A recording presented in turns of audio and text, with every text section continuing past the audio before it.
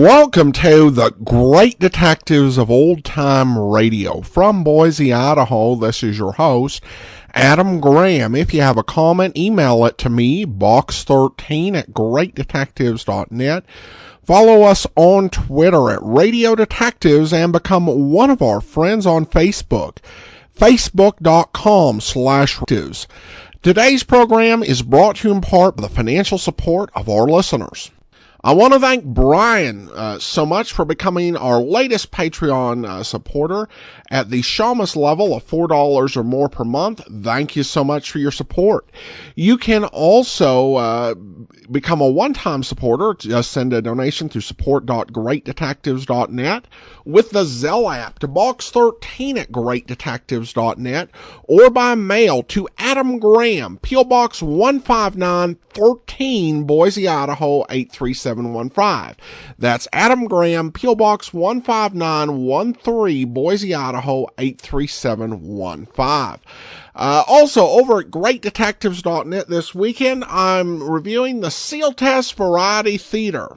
And you can get all of my reviews automatically sent to your Kindle, and you can try that service out free for 2 weeks. Just search for the Great Detectives of Old Time Radio in the Kindle store. All right, well, now it's time for today's episode of Dragnet. The original air date, June the 15th of 1954, and this one is The Big Cat. Dragnet.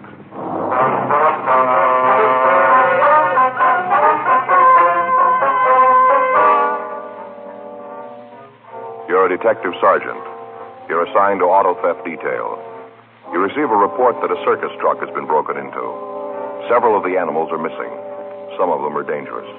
Your job, find them.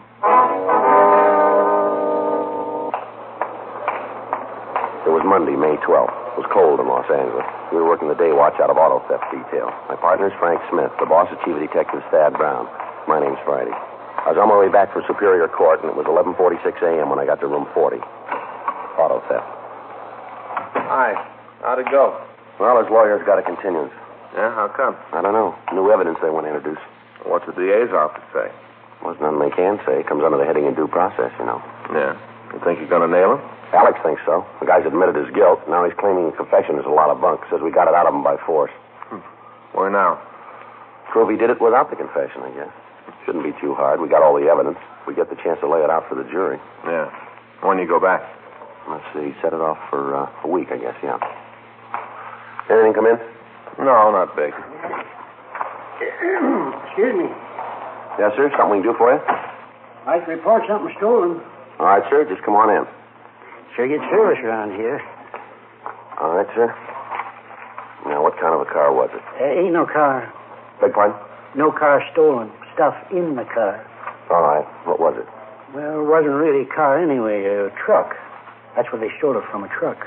All right. If you'll give us a description. As far as I know, they might not have stolen it anyway. Might just open it and let them all out. Yes, sir. Well, the sooner we get this report filled out, the faster we can start looking for the stolen merchandise. Yeah.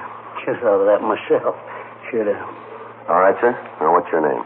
Clarence Havill. Havill. No R. Most people put a R in it. Havill. It ain't. It's Havill. Where'd the theft take place? Corner Fountain, DeLongpre.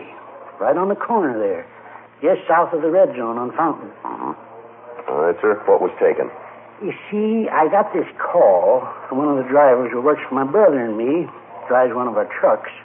Called and said the machine broke down. Wanted me to bring another tractor over. Well, we can get to all that later, Mr. Havill. Now, what were the stolen articles? Animals.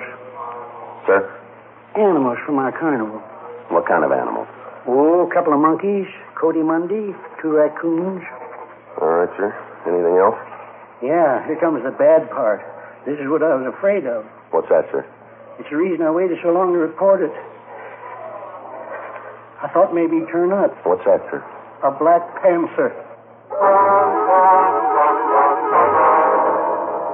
We got a description of the animals, and the local broadcast was gotten out on them immediately. 12:18 p.m. We continued to talk to Clarence Havill. Friday night. That's when it happened. What time Friday night? About 7:05 or 7:10, right after the fights went on. That's when the phone rang. I see. I was kind of sore about being interrupted when the fights is on. Always watch them. Most of my friends know not to call me then. Yes, sir. Well, anyway, the phone rang. I got up and went over to answer it. It was Bert. Who was Bert? Bert Newell. He's a driver. Oh, I see. Said he had a breakdown at Fountain de Longcree. Asked me if I had an extra tractor. Happens I did. Uh-huh. Bert asked me to bring it over. Said he wanted to use it to get the show to Nevada. So you drove over then, huh? Not right away. How's that? Well, it looked like the fight wasn't going to last much longer, and I wanted to see the finish of it. So I stuck around for a couple more rounds. After that, I left. Uh-huh. Drove over and found Bert right on the corner, just standing there, not trying to do nothing about the breakdown, just standing there. Yes, sir. Well, you just bet I read him off. Told him the least he could have done was get out of wrench or something, tried to find the trouble. I read him off good. Yes, sir. Didn't do no good. He's shiftless, you know. Real shiftless. Yes, sir. You know Bert, do you? No, sir. Shiftless. You know him, you'd know that. You want to go on, please? Oh, yeah. Well, we got the trailer on the hitch, and the tractor hooked up. Only took a couple of minutes, and got it done, and Bert took off. Where was he going, you know? Over to Nevada. Going to play a show there. Overton. Going to play a show there. Yes, sir. Right by Lake Mead, Overton. Yes, sir. When did you find out the animals were missing? When I got the wire from my brother, that's when I got the first inkling. When was that? Last night, the company phoned me about, I guess it was about 8:30. I see. You have the telegram? No, I told you they phoned it. What did it say? Just the animals are gone, from my brother. Said that the animals weren't on the truck when it got to Overton. Uh-huh. Told me about how the locks on a couple of the cages was busted and smashed and the animals was gone. Well, now, sir, is it possible that the cages might have been broken into some other place than Los Angeles? Might be, yes, might be. Ain't likely. Well, why'd he say that? Only reason I know of, because it ain't likely. Not only that, I got proof of it. How do you mean, sir? Well, as soon as I got the wire, I went down to Fountain de Longcree. Went right there and looked around. Uh-huh. Figured I might as well go down there and look around. I might find something, you know. Took a big 4-cell flash, went down the corner. Yes, sir. Yeah, I was right. That's where it happened. Yeah, that's where they got away. Found the spoor, you know. I beg your pardon? Spoor. Tracks. Found them all over the place. Oh, I see. Of the panther? No, raccoons. Oh, I see. Not only that, I found something else. Yes, sir. Monkeys. Found them, too. Well, where were they? Phone pole, right up on the top, just sitting there shivering. They kind of little, you know. Get real cold easy. We have them around the place. They wear little sweaters. Get chilly real easy. How about the rest of the animals? You see any sign of them? No, I went over to a little store near there and got a head of lettuce. 17 cents. Took it back to the phone pole, showed it to Caesar and Salome. Oh, they love lettuce. Is that the monkeys? Yeah, Mama's a white-eared. Love lettuce. They came right down then, did they? Yeah, right down. The pole slithered right for the lettuce. Yeah, they were scared stiff. Being up there on that pole all night. Should have had their sweaters. What about the other animals? Not a sign of them. Just the spoor of the raccoons. Haven't got the slightest idea where they might have gone. No real problem, no, not them. How do you mean? Easy to replace. Just go up in the Hollywood Hills, lots of them there. Run all over the place, upsetting garbage cans. Imagine some of the people would be glad to have me come up there and take them away. Raccoons ain't no problem. Well, Mr. Haverhill, what about the panther? Well, he's a problem. Yes, sir. Can you give us a description of the animal? He's black. Yes, sir. Like the inside of a well, jet black. Even blacker than that ink they're talking about. Mm-hmm. About 7 feet long. Oh, easy that. Yes, sir. That's counting the tail. 7 feet. Anything else about him that we should know? No, just a plain black panther, nothing special. Is he dangerous? Well, not unless he meets somebody. Dandy's got a temper. That's the name of the animal, is it, Dante? Yeah, naming that because he's blacker than the pits of the inferno. Dandy. You're pretty sure he got out of that truck when the monkeys did, huh? Well, I ain't going to give you no written guarantee, but I'm sure of it. All right, sir. We'll start looking for him right away. Well, Mr. Havel, where were these animals coming from? Winter quarters. The standard Overton is going to be our first, just starting the season. Mm-hmm.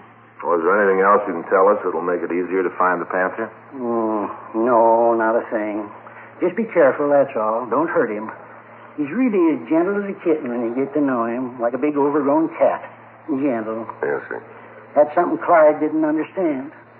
Who's Clyde, sir? My brother, Clyde. Oh, I see. He didn't like Dandy. Didn't understand him. That's what caused the trouble. What was that? Last winter, Clyde came to see the show, tell me about the bookings. Yes, sir. We discussed about how the best way to exhibit Dandy would be, and Clyde got too close to the cage. Yeah. Dandy almost killed him.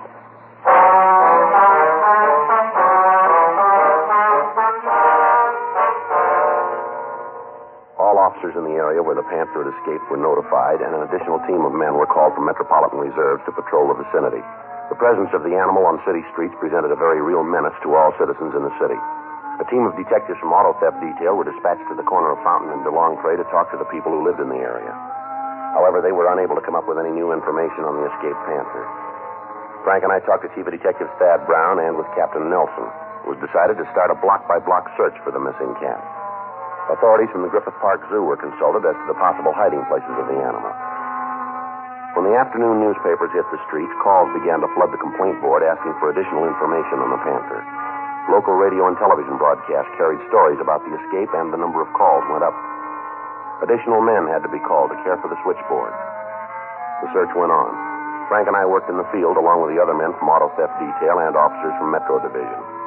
Every possible hiding place in the vicinity of Fountain and DeLongpre was searched without turning up any new information on the cat. It was the opinion of authorities that the Panther might try to hide in the brush of the Hollywood Hills, and the search was moved to that vicinity. Tuesday, May 12th, Frank and I got back to the office from the area.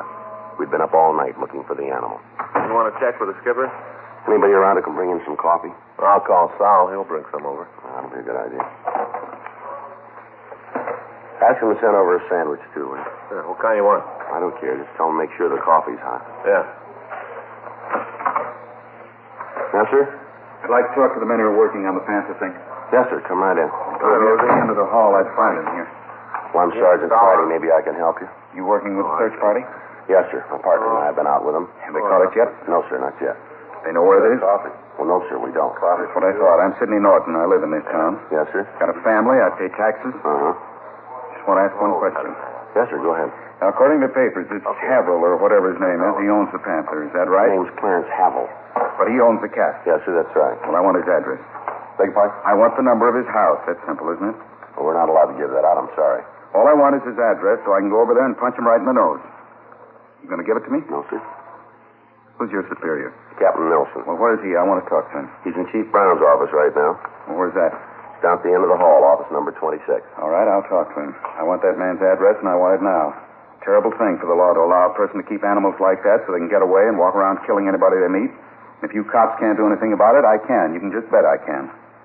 Well, if you go out and cause Mr. Havel any trouble, you're liable for arrest, sir. By whom? Any policeman that he wants to call. Well, you protect him, but you don't care about me and my family, is that it? No, sir.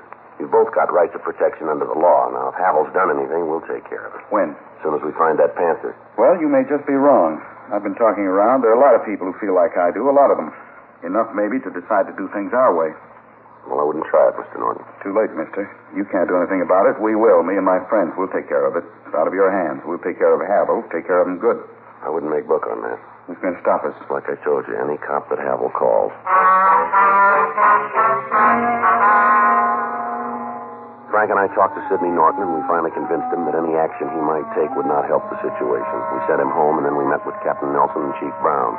The progress of the search was reviewed, and it was decided to continue it in the Lake Hollywood area and in the upper Griffith Park Hills. All days off had been canceled, and additional officers were joining in the hunt for the Panther. After the meeting, Frank and I got some breakfast, and then we drove out to Clarence Havel's home.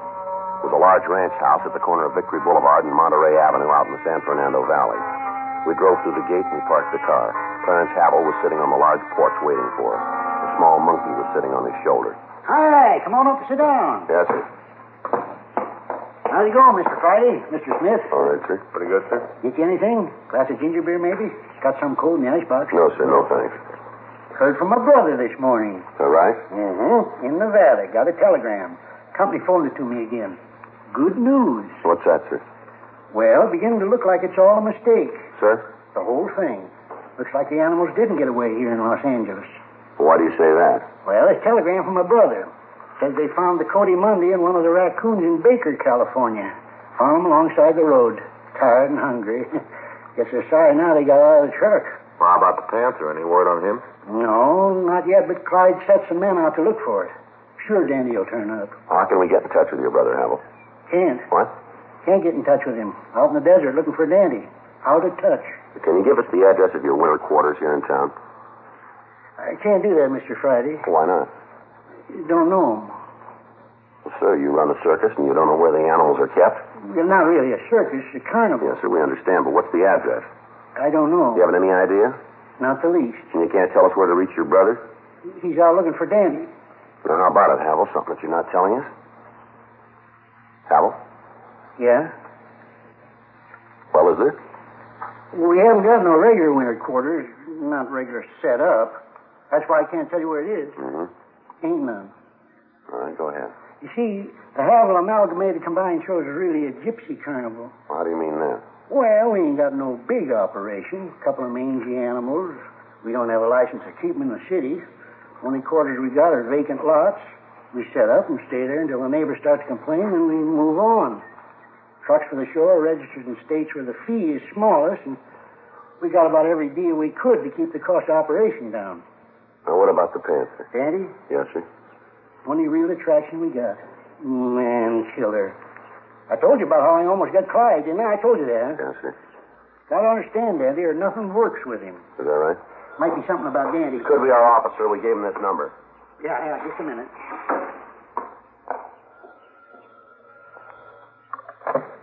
Hello? Yeah, this is number. Huh? Yeah, just a minute. It's for you, Mr. Friday, your office. Thank you. Thank you very much. No trouble at all. Like to do what I can. Yes, sir. Friday. Yes, Skipper. That's right. Well, you want to give me that address? I checked out, did it? Uh-huh. No, we'll get right over. Frank, let's go. Good news? Well, we're not sure yet. Huh? They say they found the Panther.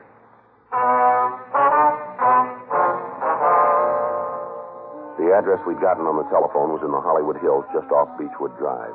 Frank and I drove down the freeway, turned off at Gower, up Franklin to Beechwood, and we continued up to Ledgewood Drive. By the time we got there, other units had arrived, and the immediate vicinity where the animal had been seen was surrounded. From one of the officers, we got the story. The Panther had been seen by one of the civilians searching the area. The animal had run between two houses and jumped through a window into a ground floor garage. We checked the house, but we found that the occupants were not there. Because of the danger of the Panther's presence and the difficulty of taking it alive, it was decided to try to shoot it. The officers involved in the search were armed with large caliber weapons. Frank and I took two sawed-off shotguns, and we approached the door leading to the garage. Who's covering the window? Mac. All right. I'll hit the door. Stand back. We'll try to see what's inside. Okay. I can't see anything from the window.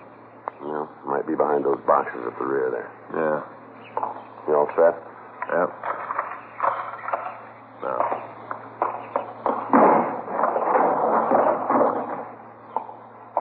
See anything? No. Wait a minute.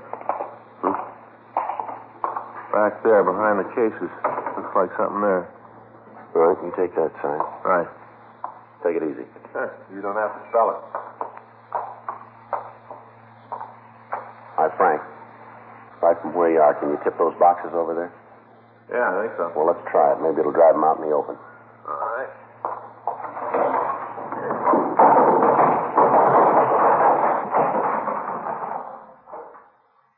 Well, there he is. Yeah. Looks pretty neat. Black tomcat.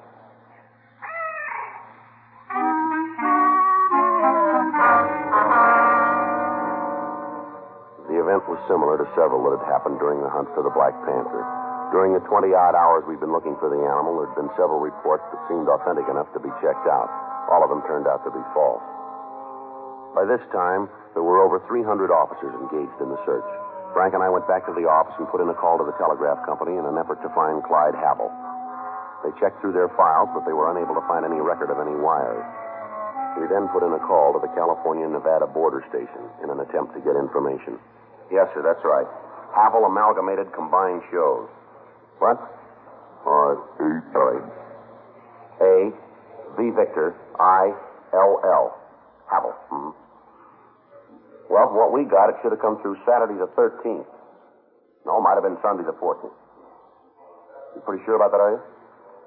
Was it possible? All right, I understand. Okay, thank you. If anything turns up, will you call us? Friday, extension 2507. That's auto theft detail. Right. Thanks again. Bye. How about it? They got a record of the show going through? They never heard of it.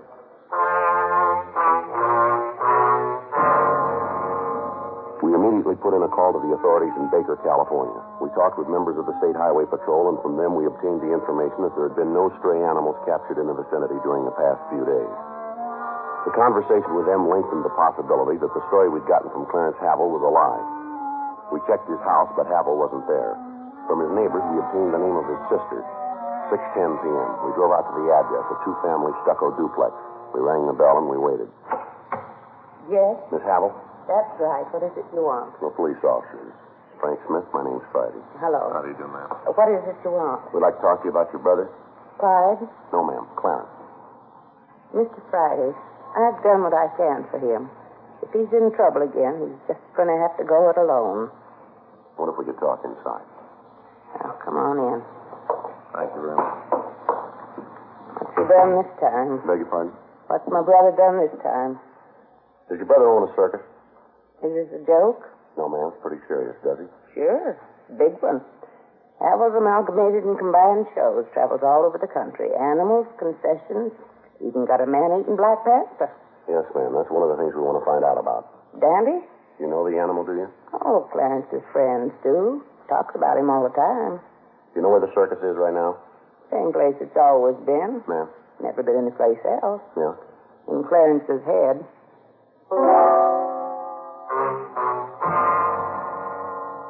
We continued to talk to Lillian Havel. From her, we got the background of the story. She told us that her brother had been a press agent for one of the larger carnivals, but that he'd been discharged several years before. Since that time, he talked of very little else but the day when he'd be able to start his own show starring Dante, the man-killing Black Panther. She went on to tell us that he spent most of his time in the hills of the San Fernando Valley trapping small animals, preparing for the first tour of the carnival. We called the office and notified them. The search for the Black Panther was called off. 8:46 p.m. We left the duplex and we drove out the freeway to the valley. When we got to Havel's, he was sitting on the front porch reading. The monkey was still on his shoulder. Hey, come back, huh? Yes, sir. Found Andy yet? Sure hope you come up with him. I hate to lose the main attraction. Ain't had any word of him yet, huh? No. He's a sly one, old Dante. Sly. He knows if you find him, he'll go back in the cage. You just keep looking, though. He'll turn up. Search has been called off, Havel. Called off? That's right. You mean you quit looking? That's right. Well, you can't do that. You can't. Dangerous animal like that loose in the city, all the people in dire danger. You can't call off the posse. Why don't you tell us about it? What do you mean? All right, Havel. Tell us why you did it. Huh? Why'd you report the panther being gone? 'Cause she was. Wanted to save all the people from dire danger. Why don't you tell us the truth? Huh? We've checked your story. It's a pack of lies, you know it. Now, just a minute. Ain't no man that says I tell lies. No man. You say you got 2 telegrams from your brother, is that right? Yeah, from Clyde. Well, we checked with the telegraph company. They've got no record of any such messages. Hey, it's a big company. They might have lost them. No, I don't think they lost them. Might have. You told us the carnival truck went into Nevada, didn't you? Is that right? Yeah. Well, we checked at the border. They don't know anything about the show. Well, a lot of roads into Nevada. Maybe you called the wrong station. Well, we talked to the right one. Big truck, red and yellow, Havel's Combined Amalgamated Shows.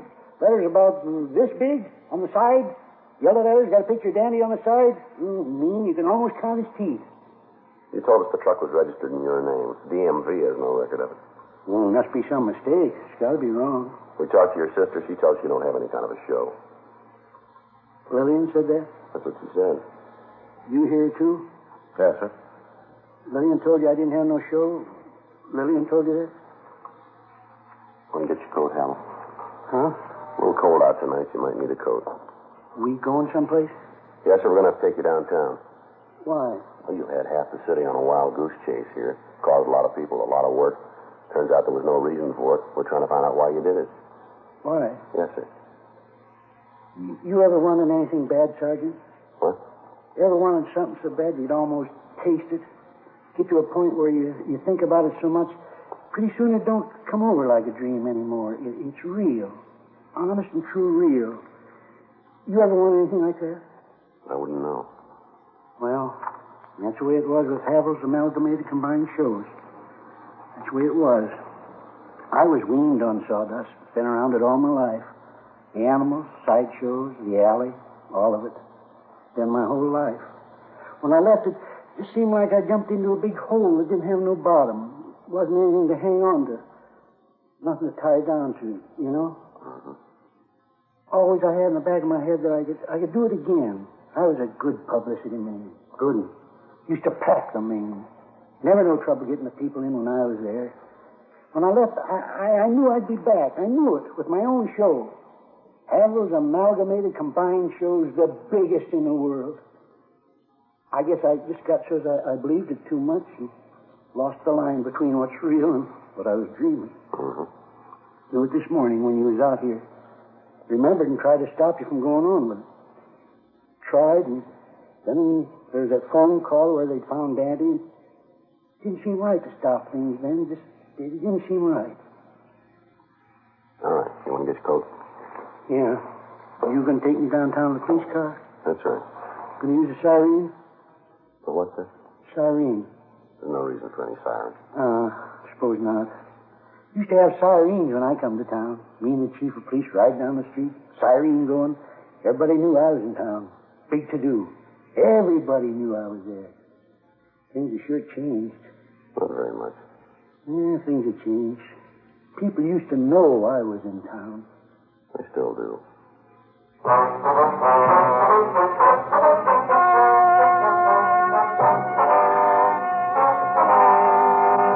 Clarence Neil Havel was held over for a sanity hearing in Superior Court. On recommendation of the court, appropriate action was taken.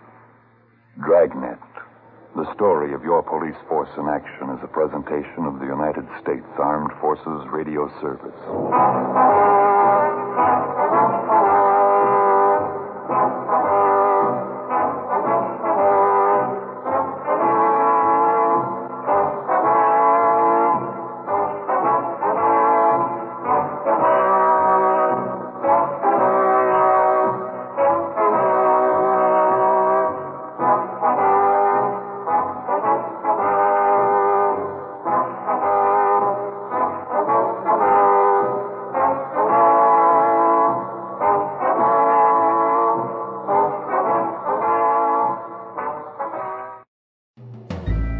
This is Andrea J. Graham, author of the Web Surfer series. Oh, and a Madam's Wife.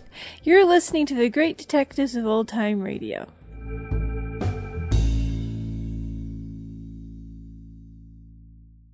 Welcome back. I may have misspoken on a video theater episode because I thought that the only appearance that Howard McNear made in Dragnet was on a TV episode, because I couldn't find any record on the Radio Gold Index of his appearing and couldn't remember him having appeared, but I'm pretty sure that was him in this episode. In fact, I think that the very nature of the role of a guy who has an imaginary carnival and reports an escaped Black Panther to the police is essentially a Howard McNear character. I mean, who else in Hollywood would you cast for that role over the radio?